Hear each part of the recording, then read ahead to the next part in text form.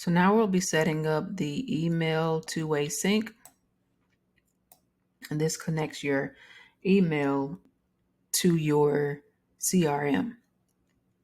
So we're going to click on the settings in the lower left-hand corner of the screen, and then we're going to click on My Profile.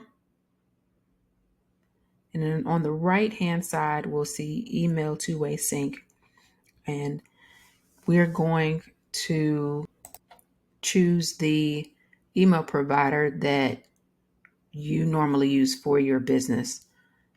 So mine is with Gmail. So we're going to do Gmail, and then we're going to hit connect.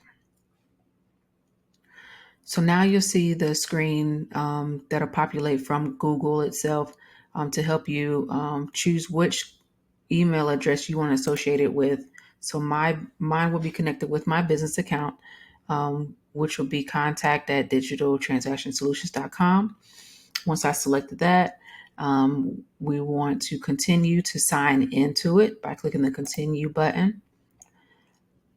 And then we want Lead Connector to have additional access to my Google account, which would be for that Gmail. So we're going to hit continue.